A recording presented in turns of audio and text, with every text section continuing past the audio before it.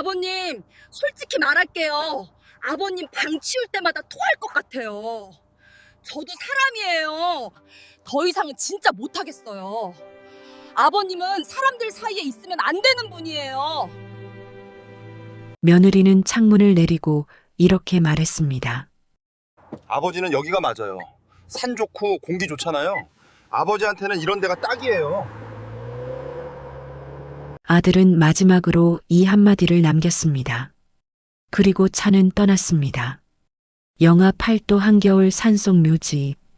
가로등 하나 없는 그곳에 74세 노인이 혼자 앉아 있습니다. 손에는 굳은 주먹밥 하나, 주머니에는 낡은 폴더폰 하나. 그게 전부였습니다. 10분 전 아들이 이 노인을 이곳에 내려놓고 떠났습니다. 그런데 이 노인에게는 아들이 모르는 비밀이 하나 있었습니다. 30년 동안 단 한 번도 말하지 않은 비밀. 그 비밀을 알게 되는 순간 아들의 삶은 완전히 무너집니다. 폐지를 줍던 아버지는 대체 누구였을까요? 그리고 아들은 왜 모든 것을 잃게 되었을까요? 끝까지 보신 분들은 아마 이 영상을 2번 보시게 될 겁니다. 안녕하세요. 오늘도 마음속을 살짝 두드려줄 이야기를 준비했어요. 구독과 좋아요는 무료로 가능하며 눌러주실 때마다 영상 제작에 큰 힘이 됩니다. 지금부터 사연을 시작합니다. 그날은 눈이 내릴 듯 말 듯 습기가 뼛속까지 파고드는 겨울 저녁이었습니다. 차는 가로등 하나 없는 산속 공동묘지 입구에서 멈춰 섰습니다. 비석들만 어둠 속에서 줄지어 서 있었습니다. 뒷좌석에서 며느리 최서연이 입을 열었습니다. 여기가 어디예요? 냄새 진짜 심하다. 빨리 끝내요. 아들 박민호는 운전석 문을 열며 아버지를 봤습니다. 노인은 천천히 고개를 들었습니다. 주름이 깊게 팬 얼굴, 낡은 갈색 패딩, 허리는 굽어 있었습니다. 아버지, 여기서 잠깐만 계세요. 차 돌려서 금방 올게요. 노인의 눈이 아들의 얼굴을 훑었습니다. 미안함도 망설임도 없는 건조한 표정뿐이었습니다.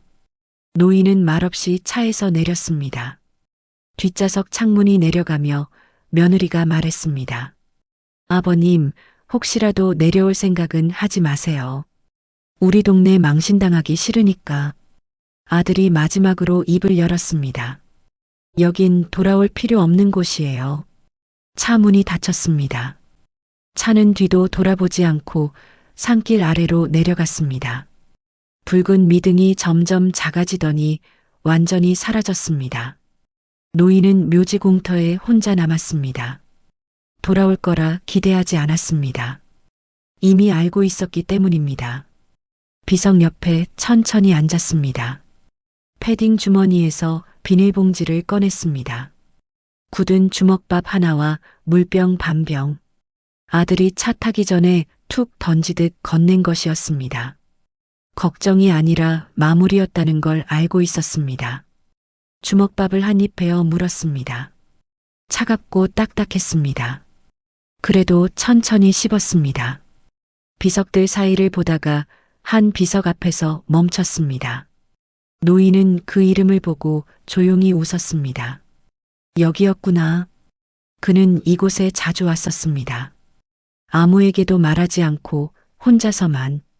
패딩 안주머니에서 작은 폴더폰을 꺼냈습니다. 김태준 변호사에게 전화를 걸었습니다. 네, 회장님.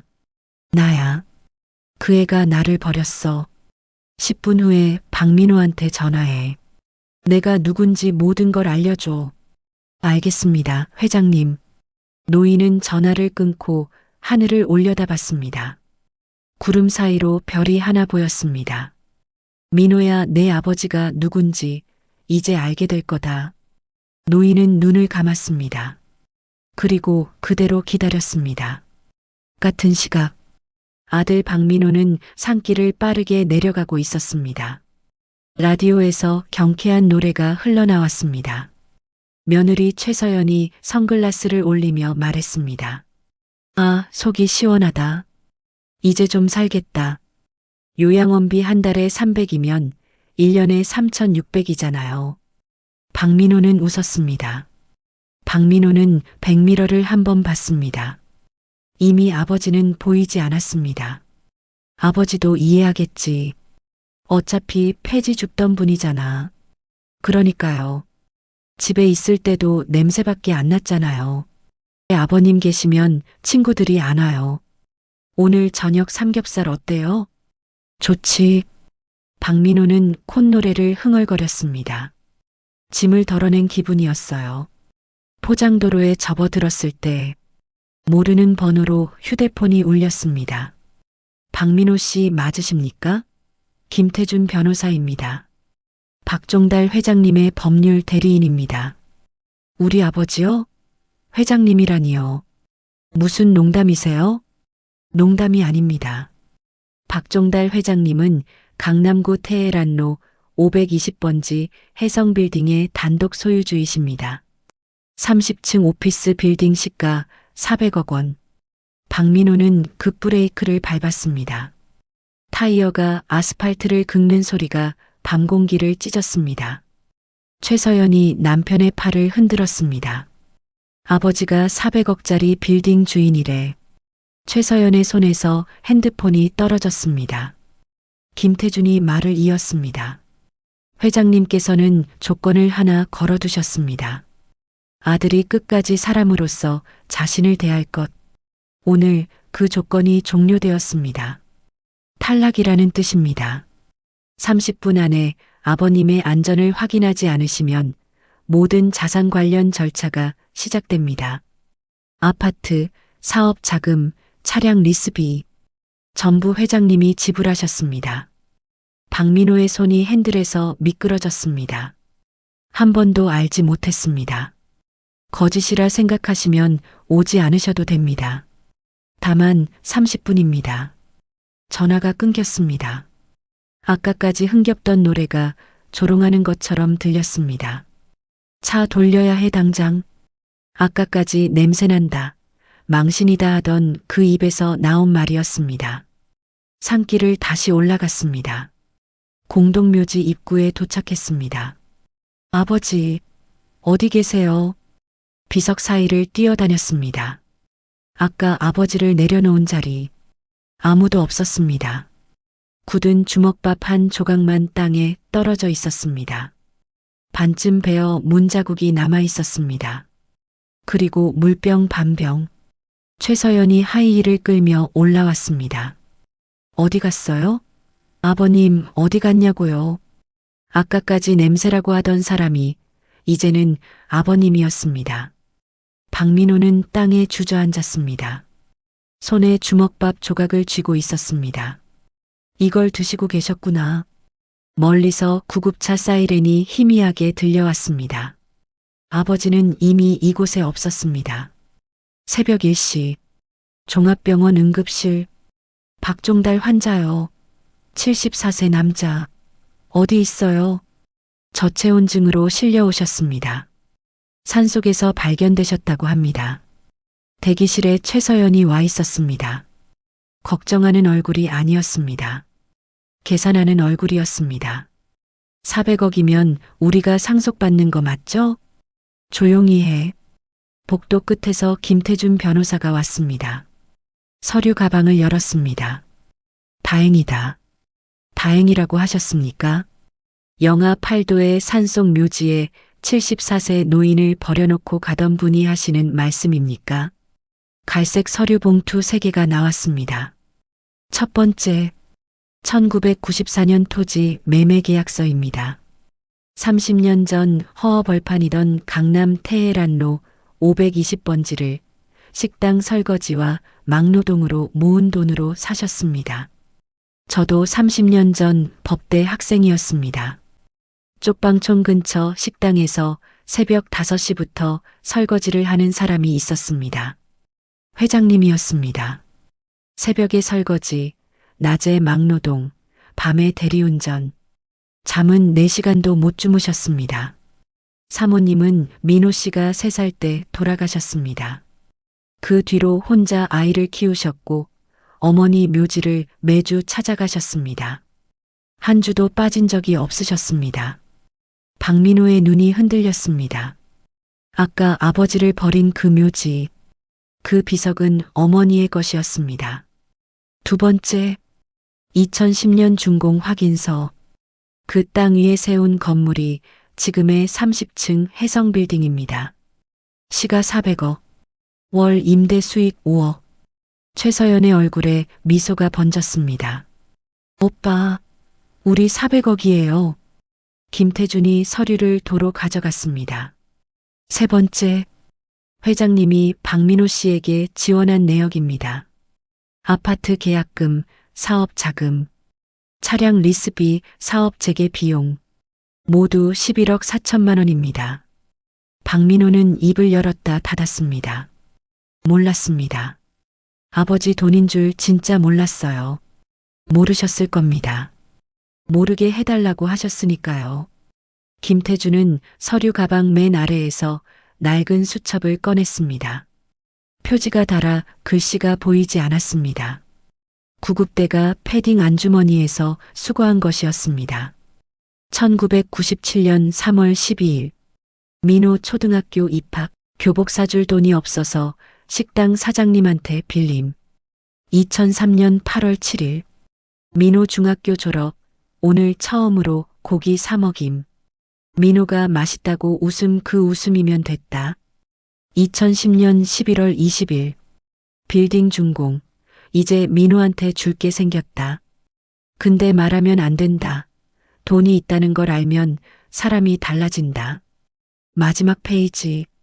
날짜 없이 연필로 적은 2줄. 내가 가진 걸 말하면 아이가 달라질까봐 끝까지 말하지 않기로 했다. 그래도 사람으로만 대해주면 다 줄 생각이었다. 폐지 줍는 노인이었습니다. 냄새가 난다고 쫓아냈습니다. 부엌 구석에서 혼자 먹게 하고 명절에도 방에 넣어두었습니다. 그리고 오늘 산속 묘지에 버렸습니다. 그 사람이 400억짜리 빌딩의 주인이었고 아들에게 11억을 몰래 보낸 아버지였고 아내의 묘지를 30년간 찾아간 남편이었습니다. 김태준은 서류 가방을 닫았습니다. 상속 조건은 하나였습니다. 아버지를 사람으로 대할 것, 기회는 30년 동안 있었습니다. 오늘로 종료되었습니다. 탈락입니다. 내일부터 아파트, 차량, 사업 보증 전부 철회됩니다. 회장님의 지시입니다. 최서연이 주저앉았습니다. 아파트가 없어져요? 전부 다? 박민호는 수첩을 가슴에 안았습니다. 소리 없이 울었습니다. 그 눈물이 진심인지 400억을 잃은 공포인지는 아직 알 수 없었습니다. 다음 날 아침이 밝았습니다. 박민호는 병원 대기실 의자에서 눈을 떴습니다. 목이 뻣뻣했습니다. 형광등은 여전히 켜져 있었고 옆자리에 최서연은 없었습니다. 핸드폰을 꺼냈습니다. 부재중 전화 7건, 문자 3건, 은행 대출 전액 상환 요청, 차량 리스 해지 통보, 아파트 소유권 이전 안내. 하룻밤 사이에 온 것이 아니었습니다. 변호사가 말한 대로 이미 절차가 시작된 것이었습니다. 아파트에 돌아왔습니다. 주차장에 차가 없었습니다. 견인된 것이었습니다. 현관문 앞에 노란 종이가 붙어 있었습니다. 압류 통지서. 거실에 캐리어 2개가 놓여 있었습니다. 최서연이 옷장에서 옷을 꺼내 넣고 있었습니다. 브랜드 가방 3개가 캐리어 위에 쌓여 있었습니다. 뭐 하는 거야? 최서연은 돌아보지 않았습니다. 보면 몰라요? 캐리어 지퍼를 닫으며 처음으로 박민호를 봤습니다. 오빠, 나 솔직하게 말할게요. 어젯밤에 다 알아봤어요. 아파트도, 차도, 사업 자금도 전부 아버님 돈이었어요. 우리 거 아무것도 없어요. 아버님이 안 주시면 끝이에요. 유류분이고 뭐고 살아계신 분한테는 소용없대요. 변호사 3명한테 물어봤어요. 박민호는 할 말을 잃었습니다. 그래서 도망가는 거야? 나 혼자 두고. 최서연이 캐리어를 끌고 현관으로 갔습니다. 돌아서며 말했습니다. 오빠랑 있으면 나도 죽어요. 현관문이 닫혔습니다. 그리고 조용해졌습니다. 거실에는 최서연이 두고 간 것들이 있었습니다. 시아버지의 낡은 이불, 아버지가 쓰던 플라스틱 컵, 구석에 밀어놓은 아버지의 슬리퍼, 가져갈 가치가 없는 것들만 남아 있었습니다. 은행에 갔습니다. 박민호 고객님, 현재 모든 계좌가 가압류 상태입니다. 출금이 불가합니다. 잔액이라도 확인할 수 있어요? 직원이 화면을 돌려 보여줬습니다. 잔액 47,320원. 어제까지 자신이 가진 전부라고 생각했던 것들. 아파트, 차, 사무실, 거래처, 은행 잔고. 하루 만에 전부 사라졌습니다. 아니, 사라진 것이 아니었습니다. 원래 자기 것이 아니었던 것들이 돌아간 것이었습니다. 그날 밤 박민호는 찜질방에 갔습니다. 입장료 12,000원. 지갑에 남은 현금 35,000원에서 냈습니다. 찜질방 수면실 구석에 누웠습니다. 천장을 봤습니다. 어제 이 시간에는 차 안에서 삼겹살을 이야기하고 있었습니다. 아버지를 산속에 버려놓고 요양원비를 아꼈다고 좋아했습니다. 24시간 전의 일이었습니다. 핸드폰이 울렸습니다. 최서연이었습니다. 오빠, 이혼 서류 보낼 테니까 사인해요. 재산 분할도 나눌 것도 없잖아요. 깔끔하게 끝내요. 전화가 끊겼습니다. 박민호는 핸드폰을 가슴 위에 올려놓았습니다. 어젯밤 아버지가 산속에서 폴더폰을 가슴에 넣고 있던 모습이 떠올랐습니다. 아버지와 자신이 같은 자세로 누워 있었습니다. 차이가 있다면 아버지는 영하 8도의 묘지 바닥이었고 자신은 따뜻한 찜질방이었다는 것뿐. 찜질방에서 3일을 버텼습니다. 네 번째 날 돈이 떨어졌습니다. 편의점 삼각김밥 하나가 마지막 식사였습니다. 그날 밤부터 공원 벤치에서 잤습니다. 2월이었습니다. 바람이 뼈를 깎았습니다. 벤치 위에 신문지를 깔고 눕자 아버지가 묘지 비석 옆에 앉아있던 모습이 떠올랐습니다. 아버지도 이렇게 차가웠을 것입니다. 아니, 더 추웠을 것입니다. 산속이었으니까 낡은 갈색 패딩 하나로 굳은 주먹밥 하나와 물병 반 병으로 무료급식소를 찾았습니다. 줄이 길었습니다. 1시간을 서서 기다렸습니다. 스테인리스 식판 위에 밥과 국, 김치 한 조각이 놓였습니다. 옆에 앉은 노인이 말했습니다. 처음이지? 얼굴이 말이 아니야. 네. 적응돼. 다 적응돼. 노인은 밥을 한 숟가락 뜨며 웃었습니다. 이빨이 빠진 입이 보였습니다. 박민호는 그 노인의 얼굴에서 아버지를 봤습니다. 숟가락을 들었지만 밥이 넘어가지 않았습니다. 며칠 뒤 박민호는 리어카를 끌고 있었습니다. 무료급식소에서 만난 노인이 재활용 수거일을 알려줬습니다. 아파트 단지 뒤편에서 박스를 주었습니다. 무겁고 허리가 아팠습니다. 손이 종이에 베었습니다. 하루 종일 리어카를 끌고 다녔습니다. 해질 때쯤 수거업체에 가져갔습니다. 7,200원. 하루 종일 허리를 굽히고 손이 찢어지고 온몸에 종이 먼지를 뒤집어 쓰고 번 돈이 7,200원이었습니다. 아버지는 이 일을 30년 했습니다. 비가 와도 눈이 와도 허리가 아파도 그렇게 모은 돈으로 땅을 사고 빌딩을 세우고 아들에게 11억을 보냈습니다.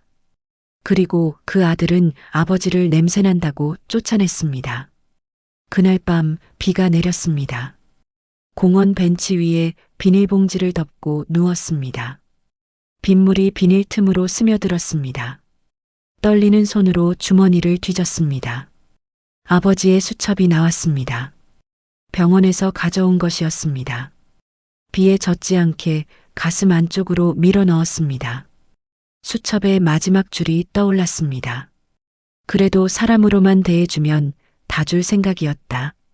아버지가 원한 것은 400억이 아니었습니다. 아들이 자기를 사람으로 대해주는 것, 그것뿐이었습니다. 부엌 구석에서 혼자 밥을 먹을 때도, 명절에 방에 갇혀 있을 때도, 냄새난다는 소리를 들을 때도 아버지는 기다렸던 것입니다. 아들이 한 번이라도 아버지 같이 드세요라고 말해주기를 한 번도 하지 않았습니다. 단 한 번도. 박민호는 비를 맞으며 소리 없이 울었습니다. 이번에는 400억 때문이 아니었습니다. 아버지에게 한 번도 밥을 같이 먹자고 말하지 않은 것이 비로소 아팠기 때문이었습니다. 무료급식소에서 만난 노인이 말했습니다. 자네 힘은 있잖아. 식당 설거지 자리 하나 알아봐 줄까? 신림동 쪽 국밥집이고 새벽 5시 출근. 일당 7만 원. 밥은 줘. 새벽 5시. 아버지가 식당에서 설거지를 시작한 시간이었습니다. 하겠습니다.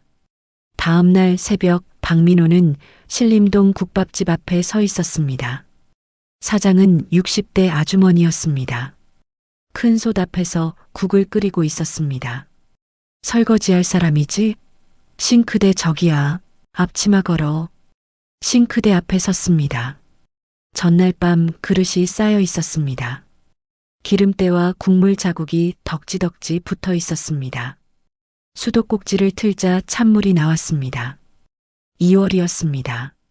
손가락이 금방 빨갛게 변했습니다. 20번째 그릇쯤에 손가락 끝이 하얘졌습니다. 아버지가 30년 전 이 일을 했습니다. 새벽 5시에 같은 찬물에 손을 넣고 그때 아버지의 나이는 44이었습니다.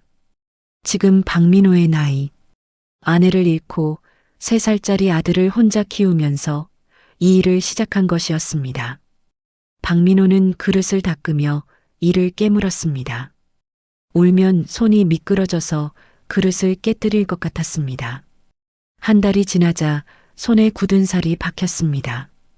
아버지의 손이 생각났습니다. 두껍고 갈라지고 손톱이 누렇게 변해 있던 손. 그 손으로 손자 용돈을 꺼내려 하면 최서연이 아이한테 그 손으로 만지지 마세요라고 했었습니다. 그 손이 30년간 번 돈으로 빌딩을 세운 손이었습니다. 2달째 사장 아주머니가 식당 뒤 창고방을 내줬습니다. 2평이 채 되지 않았습니다. 쌀포대와 양념통 사이에 전기장판을 깔았습니다. 아버지가 쪽방촌에서 살 때도 이만했을까? 아니, 3살짜리 아이까지 있었으니까 이보다 좁았을 것입니다. 반년이 지나자 몸이 적응했습니다. 새벽 4시 반에 알람 없이도 눈이 떠졌습니다. 어느 밤 창고방 전기장판 위에서 아버지의 수첩을 다시 펼쳤습니다. 처음 읽었을 때는 글자만 보였습니다. 이제는 글자 사이에 숨어 있는 시간이 보였습니다. 민호 초등학교 입학. 교복 사줄 돈이 없어서 식당 사장님한테 빌림. 이 한 줄 뒤에 숨어 있는 시간. 새벽 5시부터 밤 12시까지 일해도 모자란 돈. 빌리러 가면서 얼마나 부끄러웠을까. 그래도 아이에게 교복을 입히고 싶었던 마음. 민호 중학교 졸업식 오늘 처음으로 고기 사 먹임. 민호가 맛있다고 웃음. 고기 한 번 사 먹이는데 몇 년이 걸린 것입니다.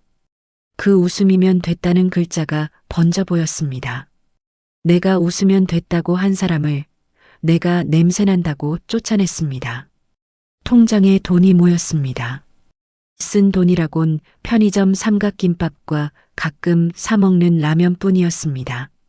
그 돈에서 10만 원을 빼 지팡이를 하나 샀습니다. 아버지가 산속에서 쓰러졌을 때 지팡이가 없었습니다. 지팡이 하나 사들이지 못한 아들이었습니다. 지팡이를 들고 강남으로 갔습니다. 테헤란로 520번지 해성빌딩. 올려다봤습니다. 30층짜리 유리 건물이 하늘을 찌르고 있었습니다. 박민호는 국밥집 앞치마를 입고 있었습니다. 벗는 것을 깜빡했습니다. 아니, 다른 옷이 없었습니다. 로비에 들어섰습니다. 경비원이 막았습니다. 어디 가시는 겁니까? 저 박종달 회장님 뵈러 왔습니다. 아들입니다. 경비원의 눈이 박민호의 앞치마와 낡은 운동화를 훑쳤습니다. 잠시 뒤 경비원이 전화를 끊고 돌아왔습니다. 회장님께서 만나지 않으시겠다고 합니다. 박민호는 고개를 끄덕였습니다. 예상했습니다. 이것만 전해주실 수 있습니까?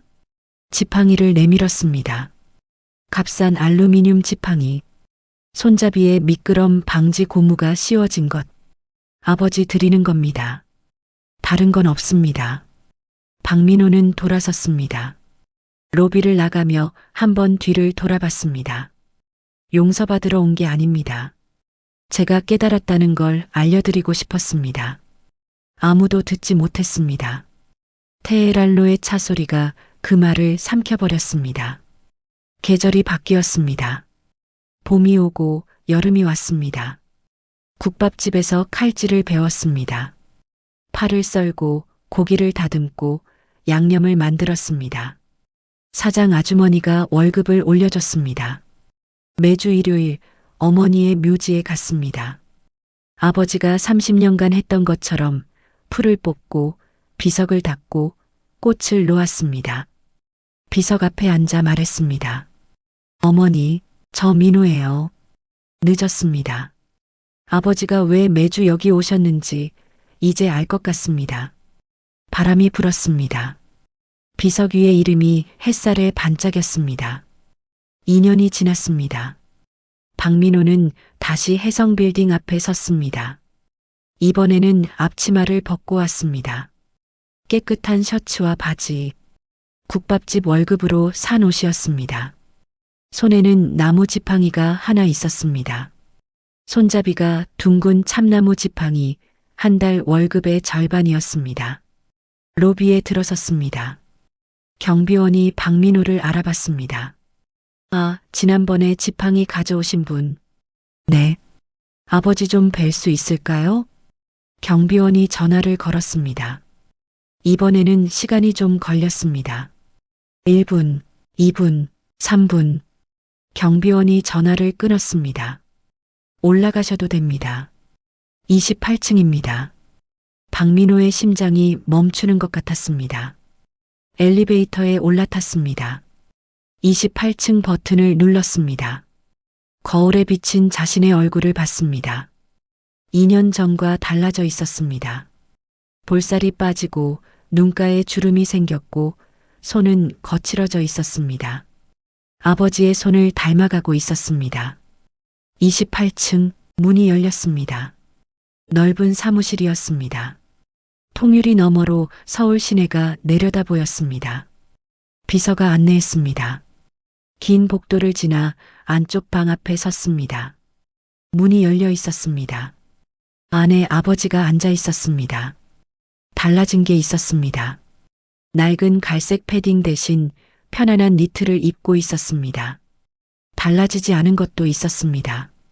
흰머리, 깊은 주름, 구분 등, 그리고 책상 옆에 지팡이가 하나 세워져 있었습니다.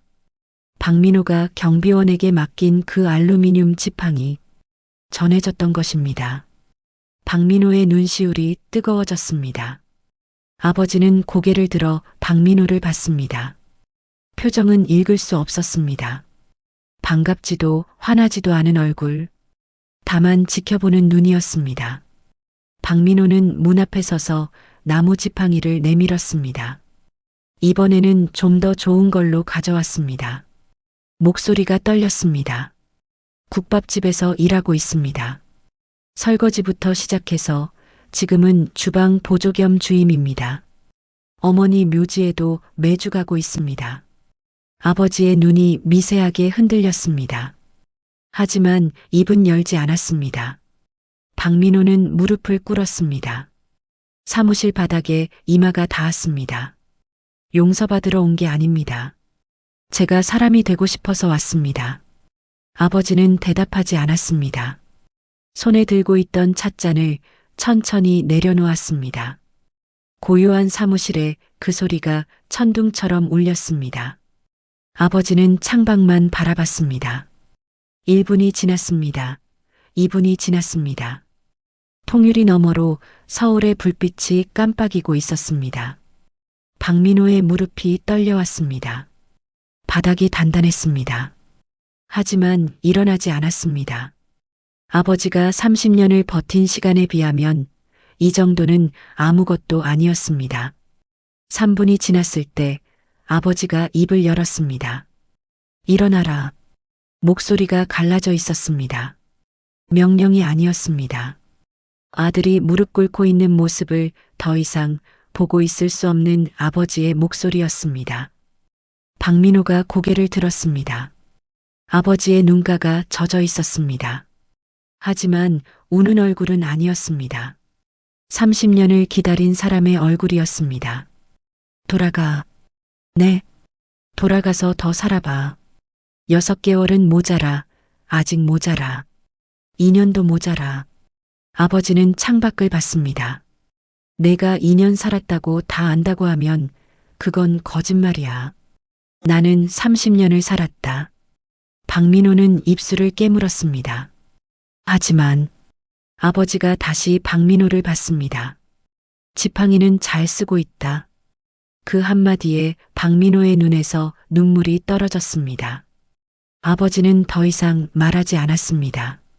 돌아서는 박민호의 뒤에서 아주 작은 소리가 들렸습니다.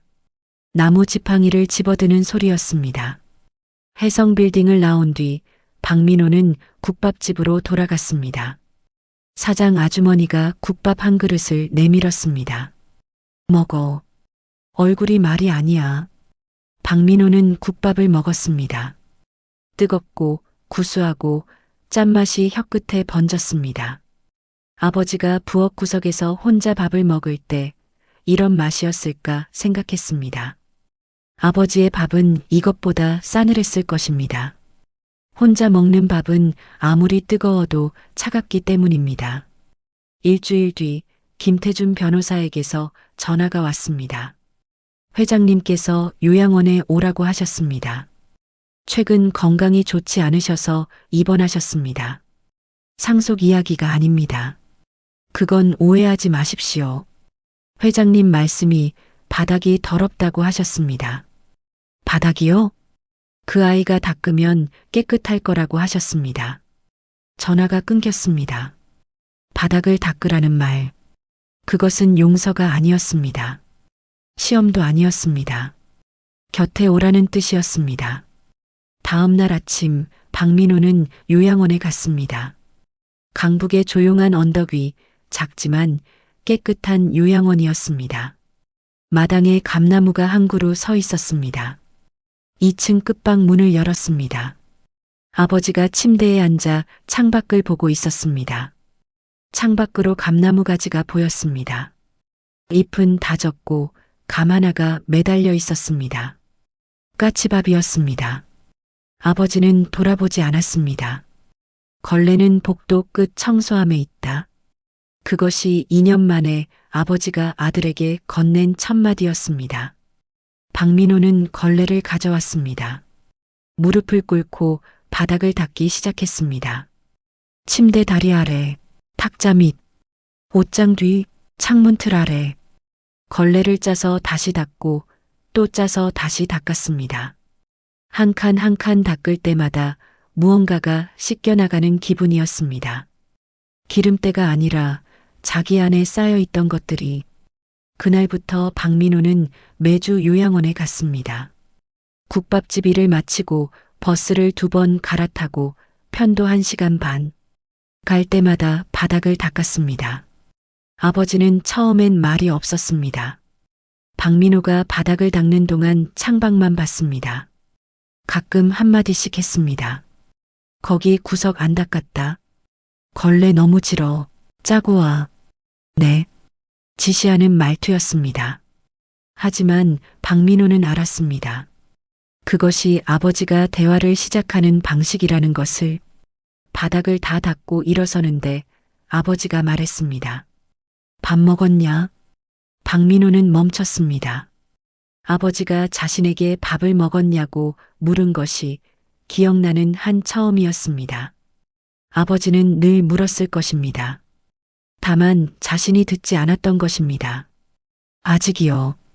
아버지가 탁자 위를 가리켰습니다. 요양원 식판이 하나 놓여 있었습니다. 밥과 국, 반찬 3가지. 남았다. 먹어. 박민호는 식판 앞에 앉았습니다. 숟가락을 들었습니다. 밥을 한 숟가락 떴습니다. 요양원 밥이었습니다. 특별할 것 없는 평범한 밥. 그런데 목구멍에서 울음이 올라왔습니다. 아버지에게 한 번도 같이 밥 먹자고 말하지 않았던 아들에게 아버지가 먼저 밥을 내민 것이었습니다.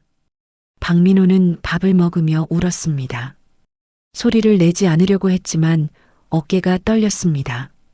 아버지는 모른 척 창밖을 봤습니다. 감나무 가지에 새가 한 마리 앉았습니다. 그리고 봄이 왔습니다. 아버지가 말했습니다. 밖에 좀 나가자. 박민호는 나무 지팡이를 가져왔습니다. 아버지에게 건넸습니다. 아버지가 지팡이를 짚고 일어섰습니다. 천천히, 아주 천천히 마당으로 나갔습니다. 감나무 아래 벤치에 나란히 앉았습니다. 바람이 불었습니다. 봄바람이었습니다. 아버지가 말했습니다. 내 엄마도 봄을 좋아했다. 처음으로 어머니 이야기를 꺼낸 것이었습니다. 내가 3살 때 봄이 오면 엄마가 너 업고 벚꽃 보러 갔었다. 기억 안 나지? 기억 안 나요. 그래, 3살이었으니까. 아버지는 먼 곳을 봤습니다. 엄마가 떠나고 나서 내가 가장 무서웠던 건 가난이 아니었다. 내가 나를 잊는 거였다. 박민호는 고개를 숙였습니다. 아버지의 목소리는 원망이 아니었습니다. 이미 받아들인 사람의 목소리. 잊었으니까 버린 거야. 박민호는 대답하지 못했습니다. 사실이었기 때문입니다. 아버지가 하늘을 올려다봤습니다. 그래도 됐다. 네. 지금은 오잖아. 바람이 감나무 가지를 흔들었습니다. 새잎이 돋아나고 있었습니다. 아버지는 지팡이를 짚고 천천히 일어섰습니다. 박민호가 팔을 내밀었습니다. 아버지가 그 팔을 잡았습니다. 처음이었습니다. 아들의 팔을 잡은 것이 요양원 건물로 돌아가는 길 아버지가 걸음을 멈추고 말했습니다. 민호야. 네. 용서는 안 해도 된다. 박민호가 고개를 들었습니다. 대신 사람으로만 살아라. 아버지의 눈이 아들을 똑바로 봤습니다. 그것만 하면 된다.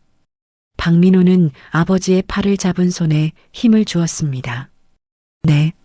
그 한 글자가 2년간 하지 못한 모든 말을 담고 있었습니다. 그 뒤로 박민호는 매주 요양원에 갔습니다. 바닥을 닦고 아버지와 밥을 먹고 감나무 아래 벤치에 나란히 앉았습니다.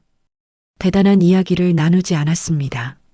날씨 이야기, 국밥집 손님 이야기, 어머니 묘지에 꽃이 피었다는 이야기. 그것으로 충분했습니다. 국밥집에서는 여전히 새벽 5시에 출근했습니다. 설거지를 하고 국을 끓이고 배달을 나갔습니다. 400억짜리 빌딩의 아들이 7만 원짜리 일당을 받으며 살고 있었습니다. 누군가는 바보 같다고 할 것입니다. 하지만 박민호는 알았습니다. 아버지가 30년간 폐지를 줍고 설거지를 한 것은 가난해서가 아니라 아들에게 보여주고 싶었기 때문이라는 것을. 돈이 아니라 사는 법을. 최서연에게서 가끔 연락이 왔습니다. 오빠, 아버님 건강은 좀 어때요? 박민호는 전화를 받지 않았습니다.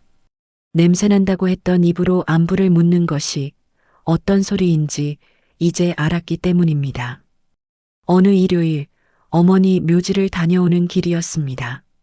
산길을 내려오며 박민호는 혼잣말처럼 중얼거렸습니다. 아버지, 저 이제 새벽 5시가 무섭지 않습니다. 산 아래로 해가 지고 있었습니다. 비석 위에 놓고 온 꽃이 바람에 흔들리고 있을 것입니다. 아버지가 30년간 걸었던 그 길을 아들이 걷고 있었습니다. 이번에는 도망치지 않았습니다. 사람은 누군가를 버릴 때보다 다시 찾아갈 때 더 많은 용기가 필요합니다. 지금 연락하지 못하고 있는 사람이 있으신가요? 30년째 그 사람이 기다리고 있을지도 모릅니다. 오늘 이야기는 여기까지입니다. 이 이야기가 여러분 마음에도 따뜻한 흔적 하나 남았으면 좋겠습니다. 지금은 어디에서 함께하고 계신가요? 댓글 남겨주시면 한 분 한 분 반갑게 인사드리겠습니다. 오늘도 건강하시고 평안한 하루 보내시길 바랍니다. 저는 다음 이야기로 다시 찾아오겠습니다. 지금까지 사연타파와 함께 해주셔서 진심으로 감사드립니다.